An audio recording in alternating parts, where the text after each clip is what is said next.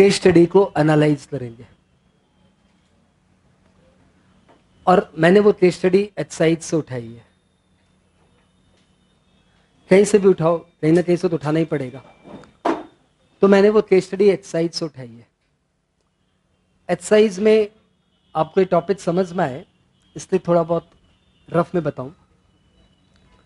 5 minute पहले समझ लो एचसाइज क्या होता है, और उसके बाद अपने इस केस स्टडी में इन करेंगे। एचसाइज में आपको पता है excise is a duty on manufacture, लेकिन एचसाइज में जो टर्म मैन्युफैक्चर है ना, उसकी कोई डेफिनेशन नहीं है, और जो है वो भी ढंग की नहीं है। तो व्हाट इज मैन्युफैक्चर बोलने पे हम लोग यही बोलते हैं, manufacture means any process which results into a new thing. कि कोई भी प्रोसेस जिससे कुछ नया बन जाए वो मैन्युफैक्चर है। नया मतलब जो कमर्शियली नया माना जाए, जिसका मार्केट में एक नया नाम हो, जिसका एक नया फीचर हो, जिसमें नया यूटिलिटी हो और नया मार्केट हो। तो कुछ नया बन जाए तो हम लोग इसको बोलेंगे मैन्युफैक्चर। ये मैन्युफैक्चर की डेफिनेशन इनकम टैक्स में भी है, और उसमें भी यही डेफिनेशन है। Manufacture means a process which converts one thing into another, having different name, market, utility and features. ठीक है, तो ये नॉलेज आपके पास होना जरूरी है। फिर एक्साइज में क्या होता है, रेट कोई फिक्स नहीं होती। जैसे इनकम टैक्स तो रेट फिक्स है, कंपनी पे 30%, सर्विस टैक्स में रेट फिक्स है 14%। लेकिन एक्साइज की रेट क्या होता है, प्रोडक्ट टू प्रोडक्ट वेरी करती है, और इसके लिए हम लोग प्रोडक्ट को क्लासिफाई करते हैं, और वो एक बड़ा चैप्टर है क्लासिफिकेशन। क्लासिफिकेशन का नियम यह है कि प्रोडक्ट को उसके करेक्टर के अनुसार क्लासिफाई करो। ऐसा उसके 3B में दिया हुआ है। यदि कोई प्रोडक्ट बहुत सारी कैटेगरी में जा सकता है, तो जो उसका एसेंशियल करेक्टर है उसी से उसको क्लासिफाई करो। और यदि वैसे भी क्लासिफाई नहीं हो पा रहा है, तो फिर ये देखो कि जिन जिन कैटेगरी में जा सकता है, सपोज कैटेगरी 1 2 3 में जा सकता है, 4 5 6 में जा सकता है, 9 8 10 में जा सकता है, तो जो लास्ट में आ रहा है उसमें डाल दो, हटाओ। यदि बहुत ज्यादा डिबेट हो तो, यदि बहुत ज्यादा डिबेट हो तो कहाँ डाल दो, लास्ट में डाल दो। ऐसा एक्साइज का नियम है। फिर एक्साइज में यह भी नियम है कि यदि कोई प्रोडक्ट के क्लासिफिकेशन में प्रॉब्लम आ रही हो, तो आप मार्केट पार्लेंस देखिए कि पब्लिक उसको क्या समझता है, और जो मार्केट समझता है उसी कैटेगरी में डालिए। फिर एक्साइज में प्रोविजन है कि डोमिनेंस थ्योरी आप अप्लाई कर सकते हो। डोमिनेंस थ्योरी मतलब कि प्रोडक्ट मेनली क्या चीज का है, मेन क्या है, इसमें बेसिकली क्या है, किसका डोमिनेंस है, उस कैटेगरी में उसको डाल दीजिए। तो एक्साइज में क्लासिफिकेशन को लेकर बहुत सारी बातें दी हुई है। थोड़ा थोड़ा समझ में आया? थोड़ा ही आया, मुझे पता है, ज्यादा नहीं आया। अब इन सब मिला के एक सिचुएशन जा रही है, और हम लोग सिचुएशन को डील कर रहे हैं। पहली बात, हम लोग क्यों पढ़ रहे हैं, क्यों परेशान कर रहे हैं हम लोग को। सबसे पहली बात यह ना कि हम लोग क्यों पढ़ रहे हैं। वास्तव में ये टेस्ट कराने का मेरा बेसिक ऑब्जेक्ट है, या ये एपिसोड करवाने का, ये एपिसोड हम लोग रेगुलरली करेंगे। कभी एक्साइज से उठाएंगे, कभी सर्विस टैक्स से उठाएंगे, डिपेंड। तो ये केस का बेसिक ऑब्जेक्ट ये है कि आप ये समझो कि एक केस स्टडीज कैसे हैंडल होती है। जो आपका नॉलेज है, जो आप नॉलेज ले रहे हो इस क्लासरूम की बंद दीवारों में, उस नॉलेज का वास्तव में क्या एप्लीकेशन होगा, कैसे एप्लीकेशन होगा। तो थोड़ा सा रियल लाइफ फील लाने का ऑब्जेक्ट है। दूसरा, जो केस स्टडी हम लोग ऐसे मरते मरते पढ़ते ना, वो यार क्या लिखा और बता, वो जो मरते मरते पढ़ते ना, वो रियल लाइफ सीन में कितना ज्यादा आपको नुकसान देगा कि आप मरते मरते पढ़े और आप हंसते हंसते पढ़े, उसका कितना जोर का डिफरेंस आएगा, ये आपको समझ में आएगा। ठीक है, सिंपल कि आप जो पढ़ रहे हो उसका रियल लाइफ में क्या यूज है, that is the only object.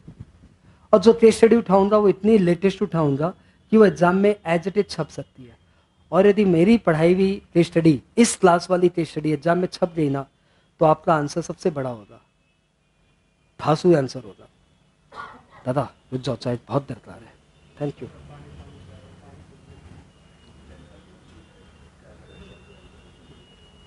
ले भाई तू जल पी बस। मतलब हम चाय पी रहे हैं तो इसको पानी पी रहा है, मतलब मेरे से कंपटीशन। ठीक है। इस केस में हम लोग क्या करेंगे, थोड़ा सा ड्रामा ज़्यादा है लेकिन समझाने के लिए ड्रामा भी करना पड़ेगा। यहाँ पे क्या है, ये वाला जो साइड है, ये वाला, ये एक वकील है, और ये वाला जो साइड है इधर जो, ये दूसरे वकील है। और आप लोग क्या हो, आप लोग जज हो। आप आराम से पाँव पे पाँव रख के आराम से सोचिए, सुनिए, दलील सुनिए, और सुनने के बाद आपका मन क्या बोलता है वो डिसीजन देना। ठीक है, तब आपको समझ में आएगा कि एक जज के पास क्या नॉलेज होना चाहिए, या इतना नॉलेज नहीं भी हो तो इस वकील के पास इतना नॉलेज होना चाहिए, और वो बेचारा कैसे चीज़ों को कन्विंस करता है, क्या क्या पॉइंट्स लेकर आता है, that is very important. Start करें, रेडी है? या एक काला कोट वाला कोट लेके आना चाहिए था मेरे को? हाँ नहीं, मेरे आएगा नहीं, हम काफ़ी चौड़ा है तेरे से। ओके, केस का नाम है सतनाम ओवरसीज लिमिटेड। आप जज है तो आप जज की गरिमा में रहना, कम बोलना, दुनिया भर को ऑर्डर देने वाले खुद ऑर्डर में रहना। हाँ, सतनाम ओवरसीज लिमिटेड, यहां पे ये सतनाम का लॉयर है, बेसिकली फीमेल लॉयर थी, वास्तव में फीमेल लॉयर थी, और ये सतनाम का लॉयर है, और ये डिपार्टमेंट का लॉयर है। डिपार्टमेंट का लॉयर है।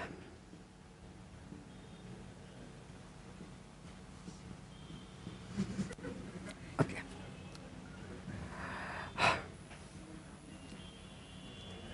शुरू करें सिंह? यार फीमेल वॉइस निकालनी पड़ेगी। केस ये हुआ, सबसे पहले डेफिनेटली एक वकील जाएगा, जज साहब बैठे रहेंगे, उनके सामने दोनों वकील खड़े हो जाते हैं एज यूजुअल, जो तुम मूवीज में देखता वैसा थोड़ा कम होता है। रियल कोर्ट में अलग सा इन्वायरमेंट रहता है। कुछ नहीं, तुम कभी भी कोर्ट जाके बैठ सकता है, कोर्ट में चला जा, केस चलते रहे, जाके भीतर बैठ गया, देख लेना, क्योंकि पब्लिक अलाउड है जाना। फाइन, केस हुआ, सतनाम ओवरसीज के लॉयर आए, उन्होंने अपना केस बताया कि सर हमारा एक प्रोडक्ट है, हम लोग वास्तव में, हमारी कंपनी का नाम है सतनाम ओवरसीज लिमिटेड, और हम लोग बनाते हैं चावल, पॉपुलरली नोन एज बासमती चावल। और बासमती चावल के हम लोग बहुत बड़े एक्सपोर्टर हैं कंट्री के। ये इस सेंस में आपको मालूम पड़ जाएगा कि हम लोग स्टार ट्रेडिंग हाउस है। स्टार ट्रेडिंग हाउस मतलब बहुत बड़ा एक्सपोर्ट हाउस है। ये स्टार ट्रेडिंग हाउस इन दिनों में एक नया प्रोडक्ट बनाया है। उस नए प्रोडक्ट का हमने नाम रखा है राइस एंड स्पाइस।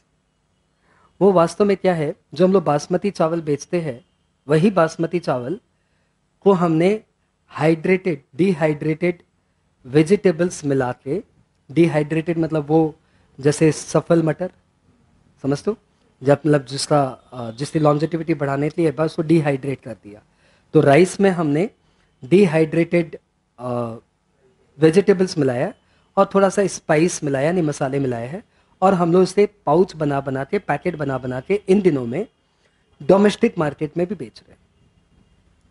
ठीक है, हमारे ऊपर शो क्लॉज नोटिस आ गई, साथ ही साथ एडजुडिकेशन ऑर्डर भी आ गया कि वी आर लायबल टू पे excise duty on this rice and spice.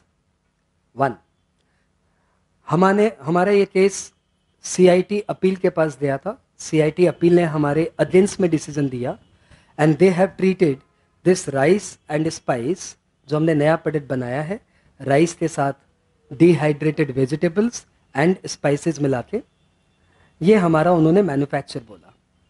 फिर हम सेस्टेट के पास गए, सेस्टेट मतलब central excise service tax appellate tribunal, वहाँ पे भी हमारे अगेंस्ट में डिसीजन आया, and they have also treated that rice and spice is a manufactured product and liable to duty. Excise department के हमारे पास नोटिस आ गई है, उन्होंने हमारे ऊपर ड्यूटी लगाई। सिंस हमारा ये केस 1999 का है, 1999 का केस है, हम लोग 1997 से प्रोडक्ट बनाना शुरू कर दिए थे। 1997 में हमने प्रोडक्ट बनाया था।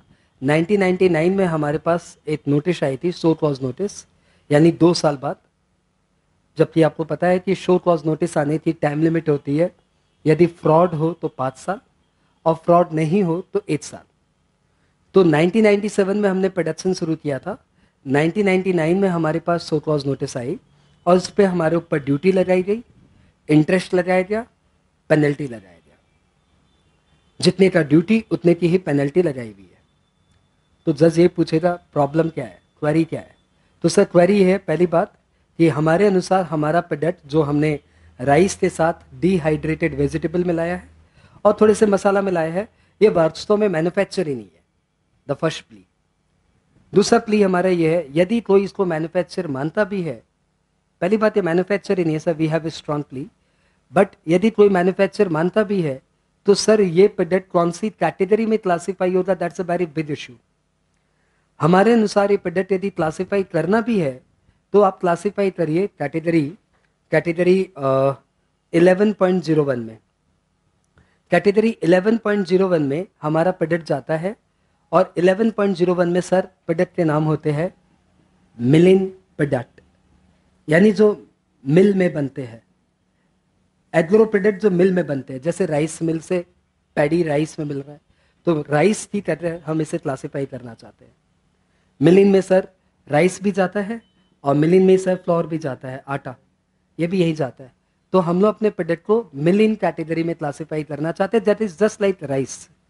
और यदि हम लोग इसको 11.01 में क्लासीफाई करें तो सर इसमें रेट ऑफ ड्यूटी है निल, यानी अल्टीमेटली हमारे प्रोडक्ट पे ड्यूटी, पहली बात तो हमारा प्रोडक्ट सर मैन्युफैक्चर ही नहीं है, एक्साइज के दायरे में हम आते ही नहीं है, और यदि आता भी है तो सर ये निल कैटेगरी में जाना चाहिए and hence it is not at all taxable. और सर यदि सेस्टेट के डिसीजन को माने भी कि दिस प्रोडक्ट इज टैक्सेबल, तो सबसे पहली बात सर कि शो कॉज नोटिस देने की टाइम लिमिट होती है विदाउट फ्रॉड वाले केस में सिर्फ 1 साल। तो सर ये 1997 का केस है जब हमने प्रोडक्शन स्टार्ट किया था, और शो कॉज नोटिस हमारे पास आई थी 99 में, तो सर वो शो कॉज नोटिस ही इनवैलिड है, और यदि वो शो कॉज नोटिस ही इनवैलिड है तो फिर हमारे ऊपर ऐसे भी ड्यूटी नहीं लगती। ठीक है, और सर हमारा तो कोई फ्रॉड का केस ही नहीं है, क्योंकि ऐसे प्रोडक्ट मार्केट में और भी बनते हैं बट किसी ने ड्यूटी नहीं दिया, हमने भी ड्यूटी नहीं दिया, तो we don't have any fraudulent intention. यदि और कोई दे रहा होता हमारी इंडस्ट्री में तो हम भी दे देते, but there is no such practical example side by the department, they have just caught us, we are the first case on this matter and that is why we are innocent, इसलिए show cause notice invalid है। और यदि आप sir show cause notice को valid भी करार देते हो जैसे कि सेस्टेट ने दिया, तो कम से कम हमारे ऊपर पेनल्टी लगना तो अनजस्टिफाइड है, क्योंकि हमने कोई भी फ्रॉड केस नहीं किया। That's all. अब यहां से कौन आया? डिपार्टमेंट का लॉयर। बोलिए सज्जन, आप बोलिए। सर पहली बात तो जो इन्होंने आपको बताया, हमारे लॉयर साहब ने, वो उन्होंने आपको कुछ इनकम्प्लीट बताया, रॉन्ग तो नहीं बताया, इनकम्प्लीट बताया। और इनकम्प्लीट बताना यानी आधा सच बताना भी इक्विवेलेंट टू झूठ। तो पहली बात तो ये झूठ बोल रहे हैं, इनको बोलिए कोर्ट में कंटेम्प्ट ऑफ कोर्ट ना करे, कोर्ट के सामने झूठ बोलना is a contempt of court. आप बोलिए आपको क्या बोलना है, जज को पता है इस तरह का पैतरा चलता है। सर पहली बात कि ये लोग राइस के साथ डिहाइड्रेटेड फ्रूट बनाते हैं, दैट इज ट्रू, लेकिन ये डिहाइड्रेटेड वेजिटेबल्स मिलाने के लिए इनको एक अच्छा खासा साइंटिफिक प्रोसेस करना पड़ता है। पहली बात, ये डिहाइड्रेटेड जस्ट ऐसे मिक्स नहीं हो जाते, इसका एक प्रॉपर रेशियो है जिसके लिए इन्होंने नो हाउ रिसर्च करके बनाया है। और उसके बाद उन्होंने इसे एकदम उसी फॉर्मूले के अनुसार मिक्स करना है, and it is not just like mixing, it is a proper mechanical process, जिसके लिए इनके पास करोड़ों की मशीन लगी हुई है जिसमें साइंटिफिक रेशियो में ये सब मिक्स होते हैं।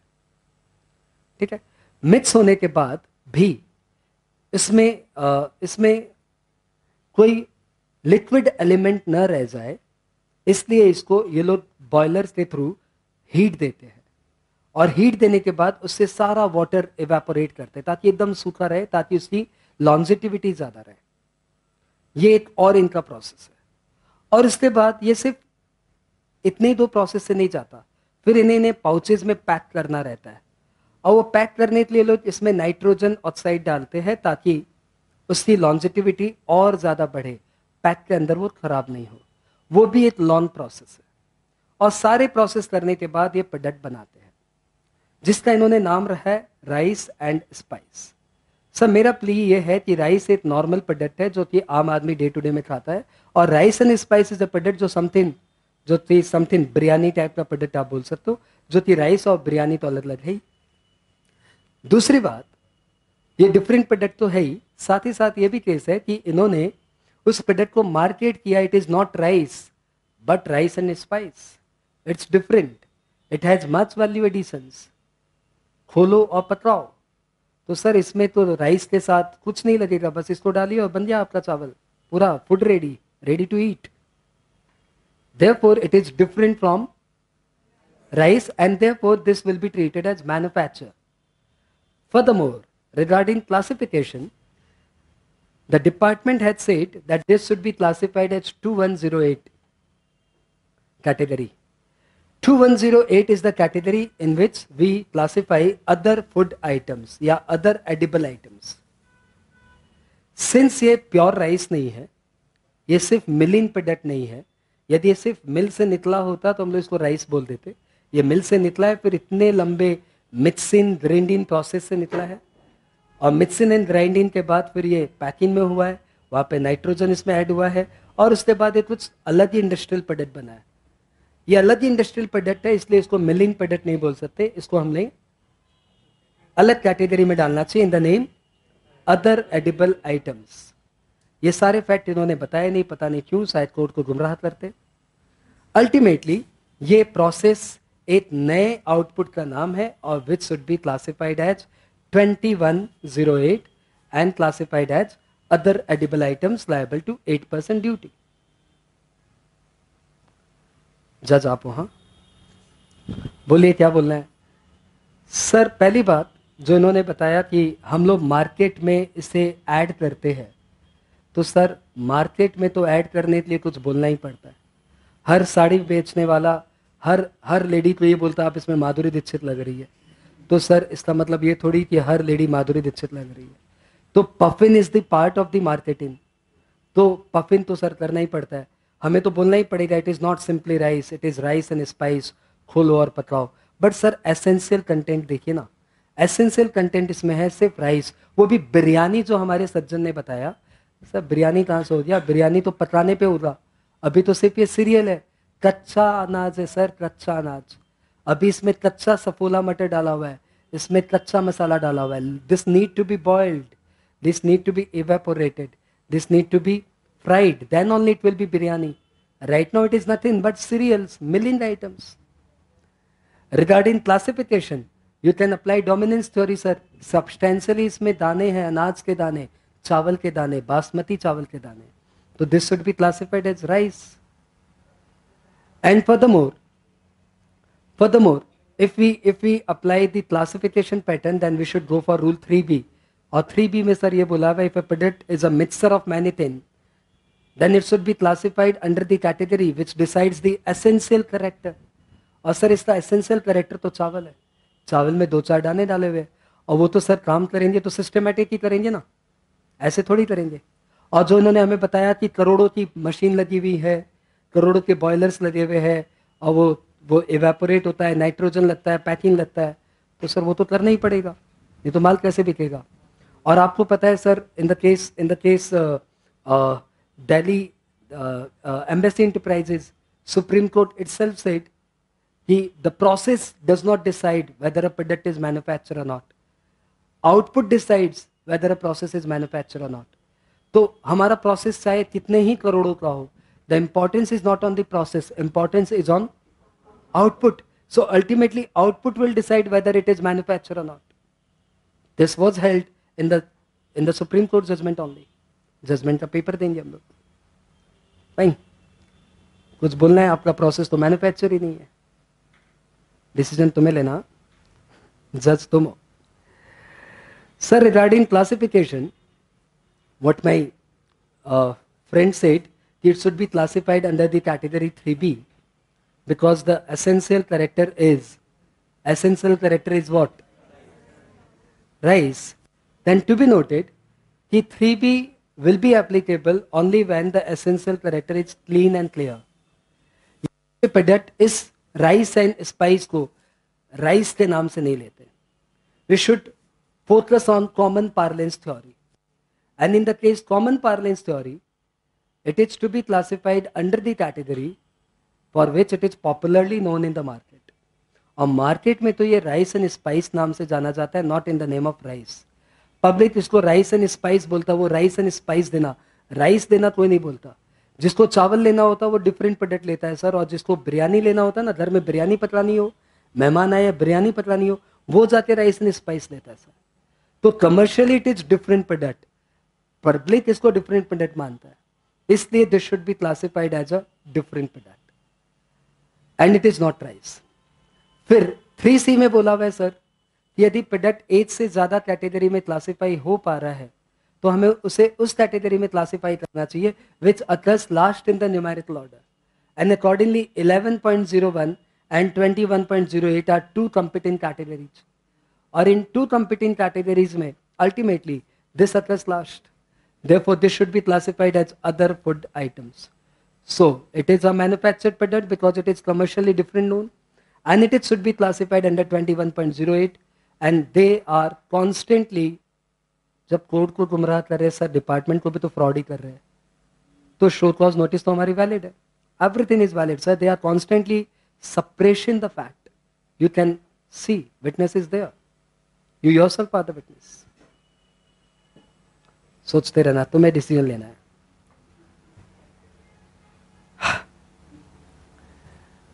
Sir, I can cite you few cases. I have few cases.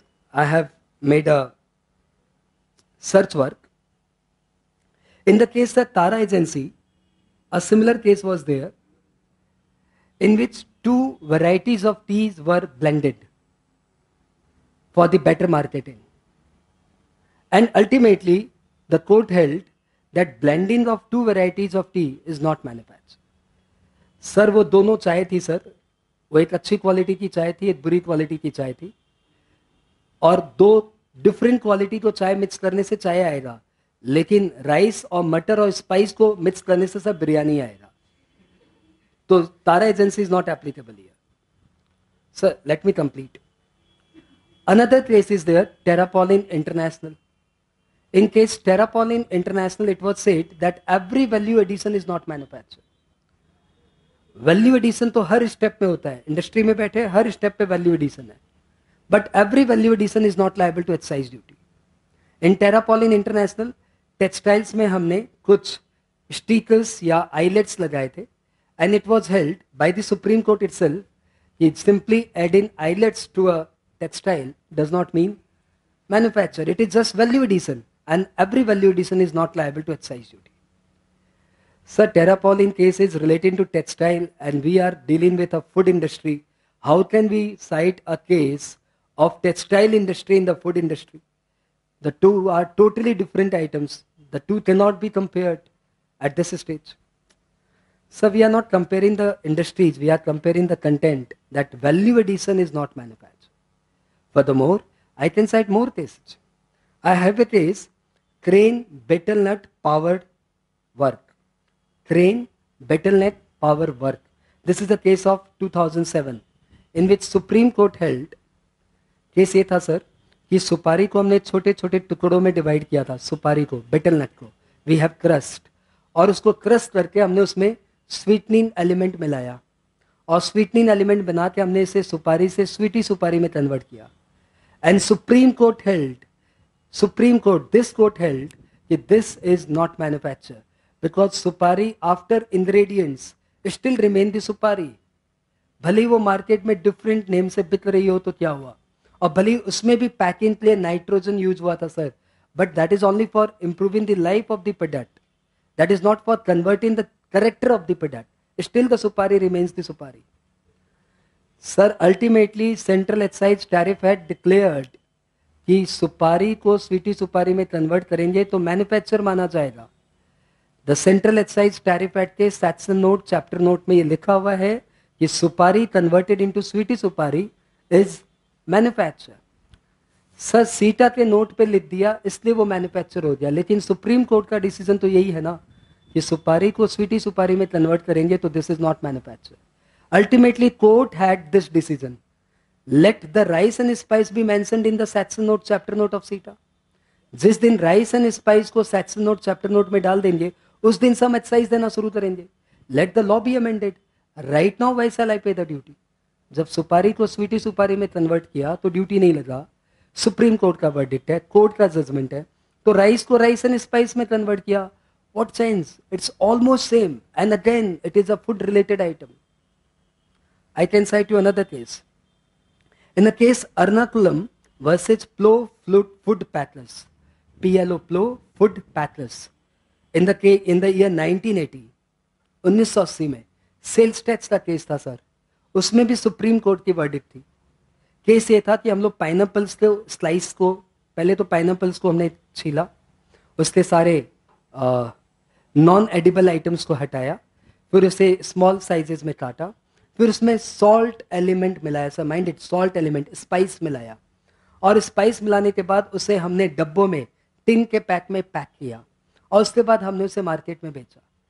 And it was held by the supreme court itself कि स्पाइस पाइनएप्पल्स को काट काट के छोटे छोटे पार्ट में लाके टिन के पैक में पैक किया, लेकिन फिर भी पाइनएप्पल पाइनएप्पल ही रहा. और जिसमें स्पाइसेस मिलाया that is just for increasing the value addition. और उसके बाद वो मच एडेड दाम में बिका, मच एडेड दाम में बिका. एक पाइनएप्पल मार्केट में आप 5 रुपए में ले लेंगे या 10 रुपए में ले लेंगे, वो टिन 50-50 रुपए में बिका. Still it was not treated as manufacture. Sir 1980s का केस ला रहे sir. This is 2015 right now we are running. Worthless case sir. The scenario been change. The my dear friend should give the recent case.